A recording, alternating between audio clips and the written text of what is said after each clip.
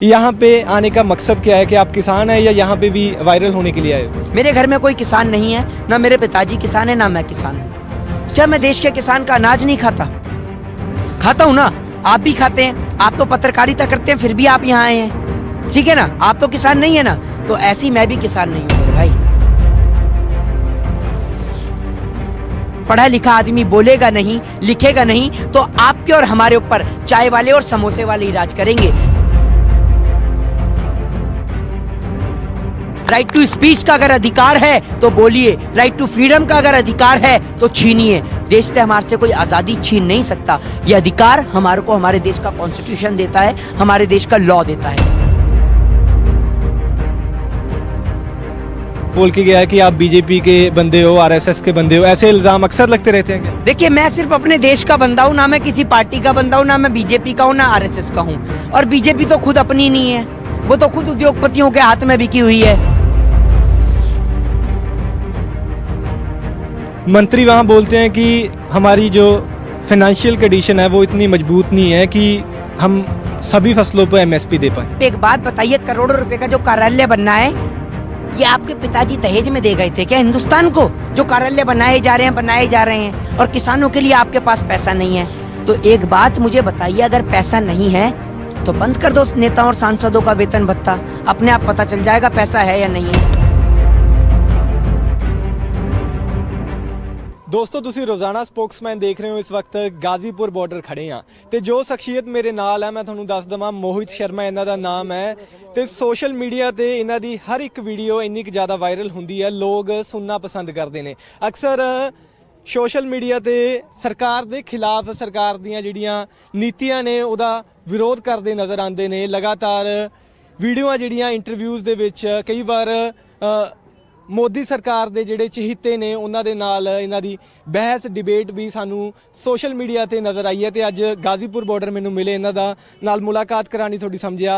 मोहित, पहले तो आपका स्वागत है और दूसरा मेरा सवाल ये है कि आप यहाँ पे आने का मकसद क्या है कि आप किसान हैं या यहाँ पे भी वायरल होने के लिए आए हो? देखिए, मैं आपको एक बात बताऊं, मुझे इस देश के अंदर वायरल होने का शौक नहीं है। सही, मैं आपको बताऊं कि वायरल हमारे देश के अंदर उपद्रवी बहुत हो जाते हैं, उनको वायरल करने की जरूरत भी नहीं होती। आपको एक बात बताऊं, भगत सिंह कोई वायरल बॉय नहीं थे। देश के खातिर कुर्बानी दी तो पूरा देश जानता है, समझ रहे हैं? देश का विश्व जानता है उन्हें पूरा, और वो किसी कारण से ही जानता है। जब सारा का सारा देश अंग्रेजों के खिलाफ लोहा ले रहा था, तब ये भाजपा आरएसएस वाले रानी विक्टोरिया को सलाम ठोकने में लग रहे थे। उस टाइम पे जब राजगुरु सुखदेव और भगत सिंह ने फांसी खाई, अगर उस टाइम पे भी हिंदुस्तान पूरा एक होता ना, तो अंग्रेजों की औकात नहीं थी कि वो भगत सिंह के गले पर हाथ भी डाल दें, और उन्होंने उनके गले में फांसी का फंदा डाल दिया। और आपने बात करी वायरल की। मेरे घर में कोई किसान नहीं है, ना मेरे पिताजी किसान है, ना मैं किसान हूँ। क्या मैं देश के किसान का अनाज नहीं खाता? खाता हूँ ना, आप भी खाते हैं। आप तो पत्रकारिता करते हैं, फिर भी आप यहाँ आए हैं, ठीक है ना। आप तो किसान नहीं है ना, तो ऐसी मैं भी किसान नहीं हूँ मेरे भाई। मैं आपको एक बात बता दूं कि वायरल होने का हमें कोई शौक नहीं है, और हम तो चाहते हैं कि हमारा मुंह चुप हो जाए, हमारा मुंह बंद हो जाए, हमें बोलने की जरूरत ही ना पड़े। हमारे देश का हर एक नागरिक खुशहाल रहे, हमारे देश के किसी भी व्यक्ति को किसी भी प्रकार की दिक्कत ना हो, प्रॉब्लम ना हो, परेशानियां ना हो, हमारे देश की बहन बेटियां रातों को रोडों पे सुरक्षित घूम सकें, तो हमें और आपको बोलने की जरूरत नहीं है।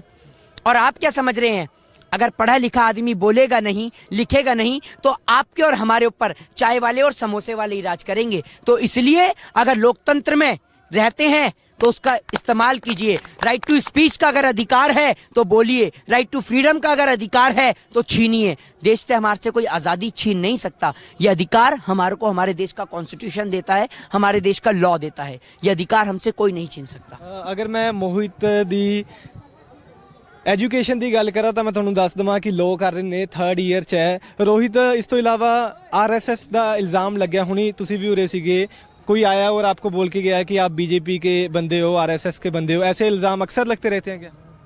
देखिए, मैं सिर्फ अपने देश का बंदा हूँ, ना मैं किसी पार्टी का बंदा हूँ, ना मैं बीजेपी का हूँ, ना आरएसएस का हूँ। और बीजेपी तो खुद अपनी नहीं है, वो तो खुद उद्योगपतियों के हाथ में बिकी हुई है, तो वो क्या हम जैसे लोगों को लेगी, समझ रहे हैं? और मैं आपको एक बात बता दूं, सुनिए, हमें अगर हम बीजेपी के बंदे होते, आरएसएस के होते, तो हम कभी भी किसान आंदोलन में, जिस टाइम पे 26 जनवरी जो देश का 72वां गणतंत्र दिवस था, उस दिन हम कभी भी किसान आंदोलन में नहीं जाते। ना तो भाजपा आरएसएस के साथ हैं और ना कभी होंगे, क्योंकि वो व्यक्ति जो मेरे भारतवर्ष में रहकर मेरे भारतवर्ष को बांटने का प्रयास करेगा, मेरे भारत देश के अंदर नफरत फैलाने का प्रयास करेगा, हम उस व्यक्ति का ना कभी साथ दे सकते हैं और ना कभी आगे देंगे। आप लाल किला गए हैं? गए हैं लाल किला? तो आपने देखा होगा कि लाल किले का गेट कितना बड़ा है। वो लाल किले का गेट इतना बड़ा और इतना पावरफुल है कि जिसको सिर्फ तोप के जरिए ही तोड़ा जा सकता है। तो देश की सरकार के होते हुए, पुलिस कर्मियों के तैनात होते हुए, आर्मी ऑफिसर्स के तैनात होते हुए उपद्रवी लाल किले के अंदर कैसे घुसते हैं, बताइए आप मुझे। तो ये सरकार देगी ना इस सवाल का जवाब, आप और हम तो दे नहीं सकते।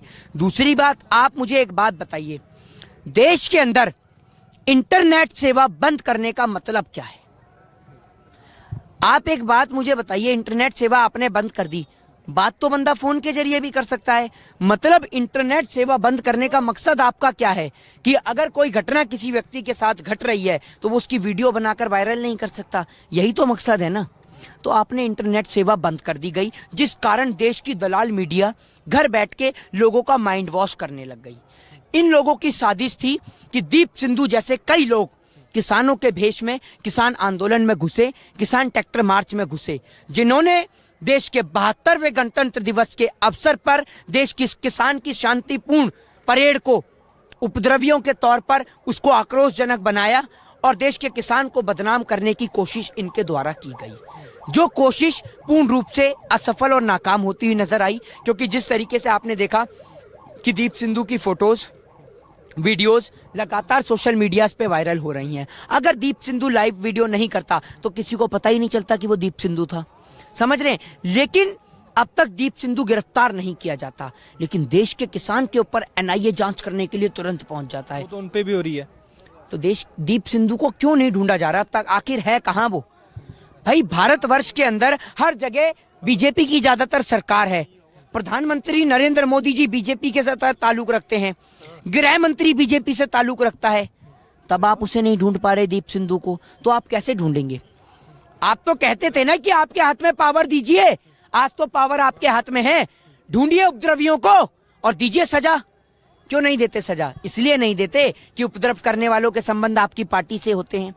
बलात्कार करने वाला अगर गरीब हो तो फांसी के तख्ते पर लटका दो, और वही बलात्कार करने वाला भाजपा का एमएलए कुलदीप सिंह सेंगर हो, चिन्मयानंद हो, नित्यानंद हो, राम रहीम हो, आसाराम हो, तो बैठाल के जेल की रोटी खिलाते रहो, है ना? ऐसा ही है ना कुछ।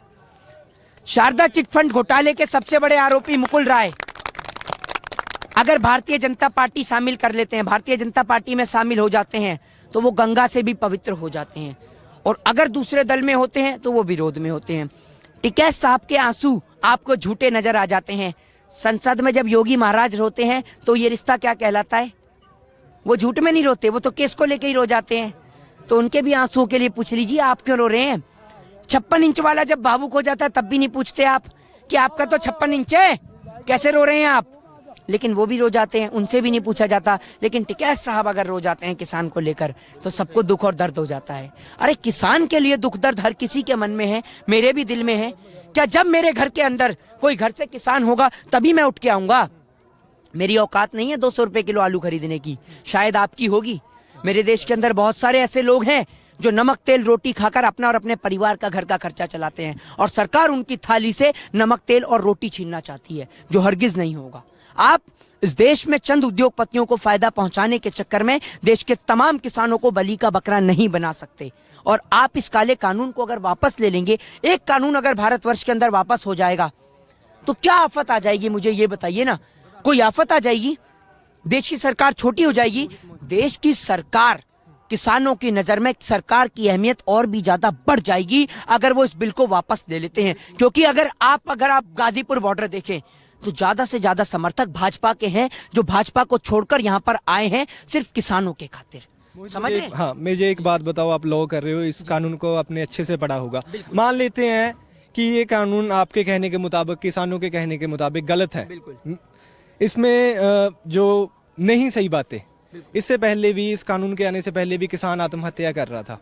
क्या आपको नहीं लगता कि उसमें कृषि क्षेत्र में सुधार की ज़रूरत थी या कोई कानून लाने की ज़रूरत थी, या फिर जैसे चल रहा था 70 साल से वैसे ही चलता रहे? देखिए, कभी आपने अपने जहन के अंदर प्रश्न सोच के देखा? पंजाब से आते हैं, हरियाणा से?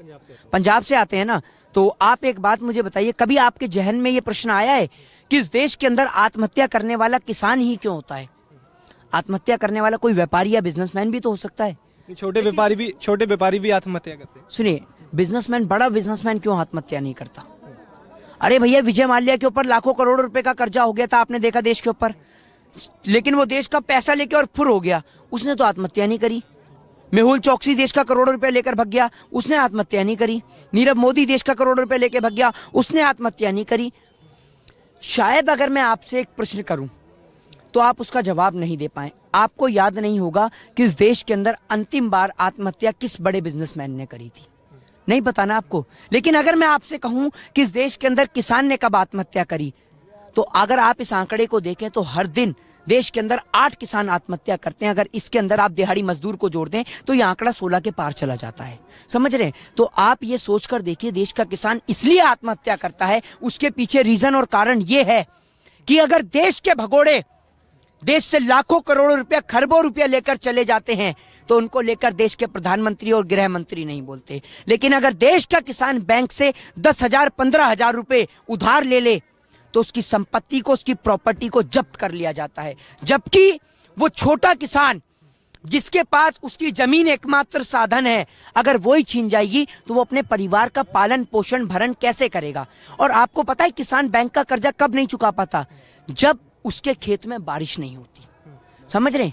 और अगर इस बारिश को लेकर प्रधानमंत्री से सवाल कर लेंगे ना, तो प्रधानमंत्री इतने कलाकार आदमी है, वो कह देंगे मेरे को वोट दे दो, मेरे पास ऐसा बांस है जो अगर आप आसमान में करूंगा तो बारिश भी हो जाएगी। आप शेख सिल्ली को सुन लो या मोदी महाराज को सुन लो, दोनों एक ही हैं। शेख सिल्ली कहता है कि वो बांस तू मेरी खोर में ही रखता है, और वो कहता है बांस मेरे पास है। समझ रहे हैं? तो देश के अंदर किसान इसलिए ही आत्महत्या करता है कि अगर भगोड़े लाखों करोड़ रुपया ले जाएं तो उनको लेकर कोई बात नहीं की जाती, लेकिन किसान 10-15 हजार रुपए उधार ले तो बैंक वाले उसकी प्रॉपर्टी पे कब्जा कर लेते हैं, जिस कारण देश का किसान आत्महत्या करता है। देश के प्रधानमंत्री जी लॉकडाउन से पहले कह रहे थे, भाइयों बहनों मित्रों, नीरव मोदी आ रहा है, न जाने पैदल आ रहा है जो अब तक पहुंचा ही नहीं। समझ रहे हैं? तो वो पैदल ही आ रहा है, वो पहुंचेगा भी नहीं कभी। इन जो किसानों की जो मांगे हैं उसमें एमएसपी का बात है। जब लास्ट मीटिंग में बात होती है तो मंत्री वहां बोलते हैं कि हमारी जो फाइनेंशियल कंडीशन है वो इतनी मजबूत नहीं है कि हम सभी फसलों पर एमएसपी दे पाए। हाँ, आपकी फाइनेंशियल कंडीशन इतनी मजबूत तो नहीं है। तो जो आप हराम का बैठ के वेतन भत्ता ले रहे हैं, वो रेल मंत्री जिसने रेल डुबा दी है, तो वो काय बात का वेतन भत्ता ले रहा है? ये बताइए ना मुझे। एक दिन के लिए मंत्री बन जाओ तो मुफ्त की पेंशन चाहिए है, एक दिन के लिए नेता बन जाओ तो सारी जिंदगी ऐसो आराम की जिंदगी चाहिए। आपके बाप दादा हिंदुस्तान दहेज में लेके आए हैं जो इसे लूटे जा रहे हैं, और किसानों के लिए आपके पास पैसा नहीं है, है? ये जो आप एक बात बताइए, करोड़ों रुपए का जो कार्यालय बनना है, ये आपके पिताजी दहेज में दे गए थे क्या हिंदुस्तान को? जो कार्यालय बनाए जा रहे हैं, और किसानों के लिए आपके पास पैसा नहीं है। तो एक बात मुझे बताइए, अगर पैसा नहीं है तो बंद कर दो नेताओं और सांसदों का वेतन भत्ता, अपने आप पता चल जाएगा पैसा है या नहीं है। किसानों के लिए ही पैसा नहीं है, बाकी सब चीज के लिए पैसा है। और एक बात और कहना चाहूंगा, हालांकि ये मसला नहीं है, लेकिन एज अ लॉ स्टूडेंट आज जो इस देश की कंडीशन है, इसका सबसे बड़ा जिम्मेदारी का कारण यही है कि देश के अंदर क्लब खोल दिए जाते हैं, मॉल खोल दिए जाते हैं, पब खोल दिया जाता है, बार खोल दिए जाते हैं, लेकिन देश की राजधानी के अंदर हो या देश के तमाम जगह, उत्तर प्रदेश हो या तमाम जगह हो, वहां पर स्कूल अभी भी बंद है। स्कूल क्यों नहीं खुले? मतलब कोरोना का कीड़ा जो है वो स्कूल के अंदर ही बंद है कि स्कूल का गेट खोलेंगे तो बाहर आ जाएगा। उसके पीछे कारण ये है कि अगर पढ़ेगा इंडिया तो भाजपा से सवाल पूछेगा इंडिया, और जिन सवालों के जवाब इनके पास नहीं है। जय हिंद, जय भारत। मोहित, आखिरी सवाल। अभी भी देख रहे हैं कि आपकी हर बात पे तालियां बज रही हैं। मैं देख रहा था लोग सेल्फियों की लाइन नहीं टूट रही। क्या कोई वोटों में भी खड़ा हो सकता है? कोई कहीं टिकट भी मिल सकती है, टिकट लेके राजनीति में आ सकता है? एक बात मुझे बताइए। नहीं, इसमें गलत भी क्या होगा अगर आ जाओगे? मेरा सवाल है कि आओगे? सुनिए मेरी बात सुनिए, अभी मेरी उम्र बहुत छोटी है और इस बात के लिए मैं कभी सोचता भी नहीं हूँ। और मैं तो ये चाहता हूँ कि अगर मेरे देश, मेरा सीना जो है, अगर देश के किसान के खातिर अगर मैं शहीद हो जाता हूँ तो ये मेरे लिए सबसे बड़ा तोहफा है और इस तोहफे को हम कबूल करेंगे। अगर किसान के खातिर शहीद होते हैं या अपने भारतवर्ष के खातिर शहीद होते हैं तो ये सबसे बड़ा तोहफा है। ये सबसे बड़ा तोहफा है कि अगर ये सीना अरुणाचल प्रदेश पर चाइना के सैनिकों को भगाने के अगर काम आता है तो हम लोग उनमें से नहीं है कि सलवार कमीज पहन के भाग जाएंगे, पीछे हट जाएंगे। हम लोग आगे खड़े होंगे और सबसे आगे खड़े होंगे। और अगर देश के किसान के ऊपर भी आंच आएगी तब भी हम हटने वाले लोगों में से नहीं है, क्योंकि ये देश हमारा है। जब हमारे घर की छत से पानी टपकता है तो हम अपने घर की छत का भी इलाज कराते हैं। तो हमारे लिए पूरा हिंदुस्तान हमारा घर है और उस घर के अंदर अगर नफरत फैलाई जाएगी तो हम उस नफरत का भी इलाज करेंगे। अपने हिंदुस्तान के अंदर कभी बटने का प्रयास नहीं करने देंगे। जय हिंद, जय भारत। भारत की फौज में भी क्या कभी हिस्सा लेने की या शामिल होने के लिए कागज भरे? बिल्कुल, अगर कद काठी को ना देखा जाए और अगर फिजिकल ना हो तो हम आज भी भारत माँ की हिफाजत करने के लिए, और ये हमारा सौभाग्य होगा कि हम अगर अपनी भारत माँ की हिफाजत करें, क्योंकि जिस भारत माँ का हम इतने सालों से नमक खा रहे हैं, रोटी खा रहे हैं, और अगर हमें मौका मिले उस भारत माँ का कर्ज अदा करने का तो हम लोग पीछे हटने वालों में से नहीं है। और ये हमारे लिए सौभाग्य की बात होगी कि अगर हमारा शरीर तिरंगे में लिपट कर आएगा, क्योंकि आप जिस देश के किसान को बता रहे हैं कि आतंकवादी पाकिस्तानी और खालिस्तानी है, जिसको आप तिरंगे का सम्मान सिखा रहे हैं, उन्हीं के बेटे तिरंगे में लिपट कर आते हैं। तो इन्हें तिरंगे का सम्मान मत सिखाइए प्रधानमंत्री जी। ये तिरंगे से बेहद प्रेम करते हैं, ये अपनी माँ से ज्यादा अपनी मातृभूमि से प्रेम करते हैं, जिन्हें किसी को सर्टिफिकेट देने की कोई जरूरत नहीं है। जय हिंद, जय भारत। ਸੋ ਇਹ ਸਨ ਮੋਹਿਤ ਸੋਸ਼ਲ ਐਕਟਿਵਿਸਟ, ਜਿਨ੍ਹਾਂ ਨੂੰ ਗਾਜ਼ੀਪੁਰ ਬਾਰਡਰ ਤੇ ਇੱਥੇ ਪਹੁੰਚ ਕੇ ਕਿਸਾਨਾਂ ਦੀ ਆਵਾਜ਼ ਬੁਲੰਦ ਕਰ ਰਹੇ ਨੇ। ਸਰਕਾਰਾਂ ਤੇ ਬੜੇ ਵੱਡੇ ਜਿਹੜੇ ਕੁਐਸਚਨ ਮਾਰਕ ਉਹ ਖੜੇ ਕਰ ਰਹੇ ਨੇ, ਸਵਾਲ ਖੜੇ ਕਰ ਰਹੇ ਨੇ ਤੇ ਲੋਕਾਂ ਦਾ ਜਿਹੜਾ ਪਿਆਰ ਤੁਸੀਂ ਦੇਖ ਲਿਆ ਤਸਵੀਰਾਂ ਦੇ ਵਿੱਚ ਹਾਸਲ ਕਰ ਰਹੇ ਨੇ। ਸੋ ਇਹਨਾਂ ਤਸਵੀਰਾਂ ਦੇ ਨਾਲ, ਇਹਨਾਂ ਸਵਾਲਾਂ ਦੇ ਨਾਲ ਤੁਹਾਨੂੰ ਛੱਡ ਕੇ ਜਾਂਦੇ ਆ। ਤੁਸੀਂ ਦੇਖ ਰਹੇ ਸੀ ਰੋਜ਼ਾਨਾ ਸਪੋਕਸਮੈਨ। ਕੈਮਰੇ ਦੇ ਪਿੱਛੇ ਮੇਰਾ ਸਾਥ ਦਿੱਤਾ ਮੇਰੇ ਸਹਿਯੋਗੀ ਜੱਸੀ ਨੇ। ਮੈਂ ਸ਼ਸ਼ਮ ਨਾਗਰਾ, ਗਾਜ਼ੀਪੁਰ ਬਾਰਡਰ।